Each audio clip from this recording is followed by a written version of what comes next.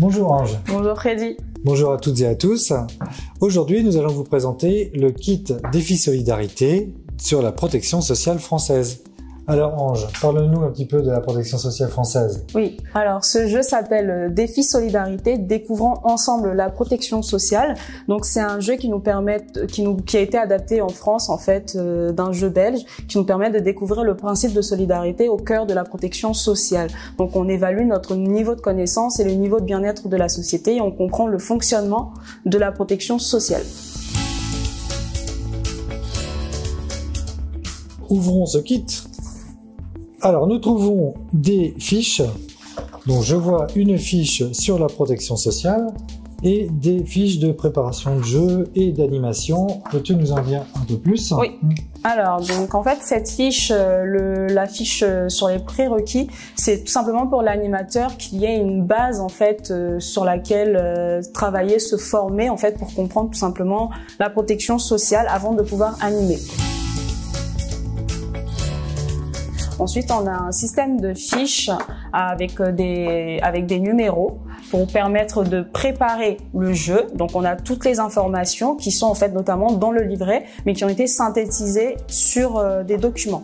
Donc, en deux, on a les fiches d'animation sur notamment comment introduire le jeu, les recommandations et en fait différents conseils d'animation, de débat, de rappel importants.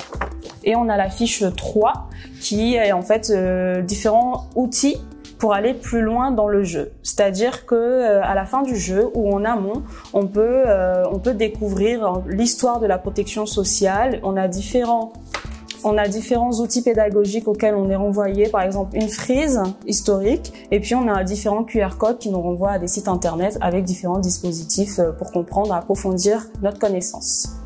Alors, nous avons évidemment un livret de règles destiné aussi bien à l'animateur qu'aux joueurs, tout simplement pour bien prendre connaissance des différentes phases de jeu. Nous avons le plateau qui est vraiment le cœur du jeu, n'est-ce pas, où l'on retrouve les emplacements pour les joueurs dans les coins de ce plateau. On découvre également des fiches qui sont en réalité des totems à monter sur les piliers tout simplement de la sécurité sociale. Est-ce que tu peux nous en dire plus sur ces piliers? Alors oui, ce sont les piliers de la protection sociale et ce sont les piliers donc en fait qui sont souvent en lien avec la sécurité sociale. Donc ce jeu nous permet de comprendre, de matérialiser physiquement, se représenter en fait la sécurité sociale et les différents piliers qui la composent. D'accord. Alors moi je vois qu'il y a 6 piliers, n'est-ce pas? Exactement. Et un autre pilier sur la définition universelle de la protection sociale. Alors effectivement, donc c'est notre pilier de base, la protection sociale. On a la définition universelle. Alors découvrons ensemble ce jeu.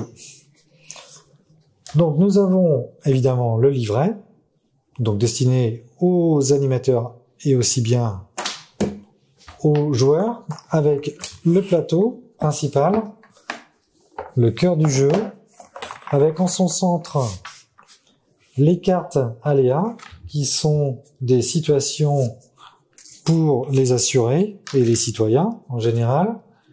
Nous avons des cartes événements, donc plus liées aux situations extérieures du type action gouvernementale. Nous avons des cartes info intox pour en savoir plus sur les différents organismes et autres de la protection sociale. On trouve également des cartes débat pour alimenter la réflexion. Les cartes Joker qui nous permettent de gagner, d'avoir des petites récompenses dans la dynamique de jeu. Et des cartes piliers qui seront pour la phase première du jeu. On trouve également des jetons. Donc des pions évidemment pour chacun des joueurs qui ont leur espace dans le coin du plateau.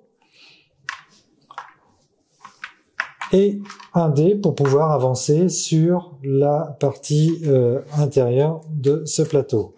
Alors on trouve des jetons qui sont liés à des piliers et des jetons roses dits fleurs de lotus pour le bien-être des citoyens. Et donc là, nous avons l'ensemble du jeu présenté.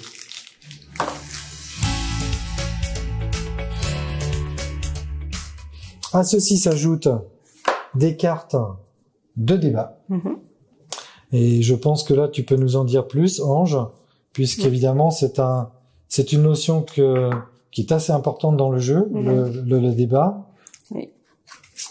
Alors effectivement, en fait, les cartes débat ont été faites pour renforcer la dimension démocratique dans le jeu.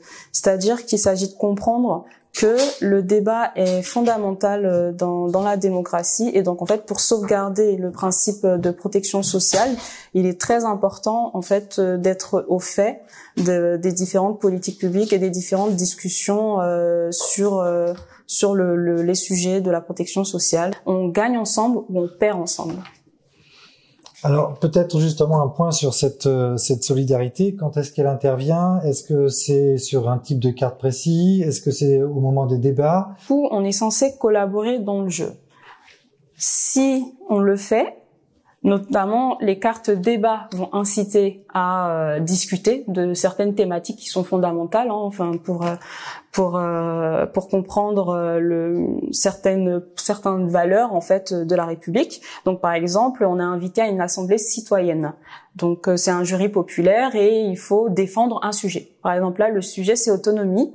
Est-ce que chaque famille doit prévoir la prise en charge de ses parents âgés, ou est-ce que l'État ne devrait pas avoir à intervenir sur ce sujet? Donc gros débat, qu'est-ce que vous en pensez? Et donc en fait les joueurs ont 3 minutes pour débattre. À partir de là, eh bien on a un gain. Pour avoir participé à la démocratie, eh bien on peut gagner des points de bien-être qui sont les petits boutons roses.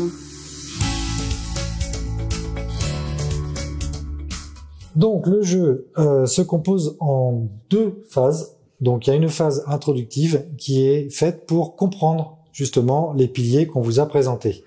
Donc c'est très simple en fait, les équipes qui se trouvent dans les coins du plateau, on va leur distribuer des cartes piliers. Donc suivant le nombre évidemment d'équipes présentes, voilà, l'objectif c'est de distribuer les 24 cartes. Donc voilà, très rapidement. Ça fait à peu près 4 cartes par équipe. Voilà. Donc, nous avons distribué les cartes à nos joueurs.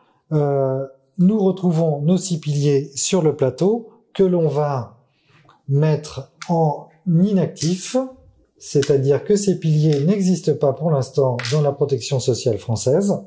Et les joueurs, après avoir retourné leurs cartes, vont devoir les placer sur les bons piliers. Oui. Alors, l'animateur validera ensuite les réponses correctes ou pas des joueurs. Évidemment, si ces cartes ne sont pas bonnes, les piliers resteront inactifs pour la 2e phase du jeu. Alors, explique-nous rapidement. Oui.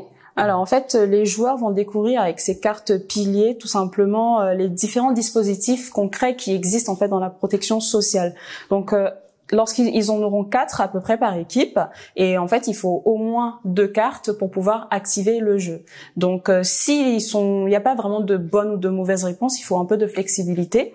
Mais une fois qu'on a discuté pendant 3 minutes de pourquoi je mets cette carte plutôt sur ce pilier-là, une fois si l'animateur est satisfait de la réponse, eh bien le pilier est activé. Donc on a le petit point vert. Hein. Donc, par exemple, j'ai ma carte Pôle emploi, dans la logique, je dois la poser sur le pilier travail. Exactement. C'est bien cela. Exactement. Et donc, si j'ai 2 cartes correctes, le pilier deviendra actif et le pion sera retiré. Exactement. D'accord. Très bien. Alors, j'ai un plateau, en fait, où je déplace mon joueur, hein, tout simplement, et je pioche les cartes correspondantes. Oui. Pour résumer, en fait, dans la dynamique de jeu, on va tirer une carte aléa, qui est une étude de cas citoyenne, en fait, l'impact de la protection sociale sur un citoyen. On va la lire en fonction de l'activation ou non de certains piliers, on va être impacté. Ensuite, on va lancer le dé. on a lancé le dé, on a un 6 en partant de la case départ, eh bien on va compter 6 et on va tomber sur une carte blanche. On va tirer une carte événement qui sont les politiques publiques donc qui soutiennent la protection sociale. On va la lire, on va activer des piliers, désactiver des piliers, tout va dépendre de l'impact de ces politiques publiques-là. On peut parfois aussi tomber sur des cartes bleues, donc des cartes info ou intox pour développer notre connaissance, ou on va tomber sur des cartes marron qui vont être les cartes débat. Et donc en fait le jeu tourne ainsi jusqu'à ce que le temps imparti soit terminé ou que tout simplement les cartes soient vidées, voilà, exactement. Alors si j'ai bien compris, pour résumer cette phase, je découvre des situations, des événements extérieurs sur mes piliers et des connaissances finalement sur la protection sociale. Alors, le jeu se termine en évaluant, en fait, il y a un tableau des valeurs, donc à la fin du livret. On va compter le nombre de points de bien-être qu'on gagne, en fait, avec des cartes débat, qui nous permettent, si on a bien débattu, d'obtenir différents points. On va compter combien par équipe on a de points de bien-être, et on va compter aussi le nombre de piliers actifs. Donc ici, on voit qu'il y a seulement 2 piliers qui sont activés et 4 piliers qui sont désactivés. Et donc là, le nombre de piliers actifs, si on en a 4, entre 4 et 6, on connaît très bien la protection sociale, on la comprend, on a saisi les enjeux.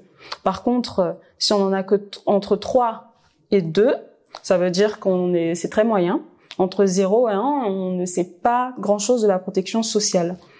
Aussi, on va compter le nombre de points de lotus. Si on en a 4 à la fin du jeu, ça veut dire que on a une relative connaissance du système de protection sociale. Donc, dans notre cas, on est bien d'accord. J'ai 2 piliers qui sont actifs, ouais. 4 qui sont inactifs. Donc, je suis sur cette case du milieu. C'est ça. Et 4 fleurs de lotus rassemblées par les joueurs. C'est ça. 4, donc on est dans cette position-là. Dans une connaissance moyenne de la protection sociale. Donc là, on invite à rejouer, à développer sa connaissance de la protection sociale et à sensibiliser autour de soi les différents dispositifs qu'on a appris. Donc, cette deuxième phase est terminée. Qu'est-ce qui se passe ensuite? Le débriefing peut-être? Oui. Alors, au niveau du débriefing, on a donc les différentes cartes d'animation qui vont nous aider. Lors du débriefing, on a différentes techniques qui ont été mises en place, qui sont préconisées. Donc, on peut faire un petit quiz avec les joueurs pour évaluer ce qu'ils ont appris. On peut faire la technique des 4 R. Donc, on revient sur les résultats, on va faire un petit retour, on va analyser le ressenti et en fait faire un focus sur la réalité, ce que les joueurs en pensent en fait, tout simplement. Et donc là, on va conclure et on va expliquer aux joueurs que en fait le principe de solidarité est vraiment au cœur de ce système de protection sociale et donc notamment le jeu en est sa preuve puisqu'il faut collaborer, on gagne ensemble ou on perd ensemble.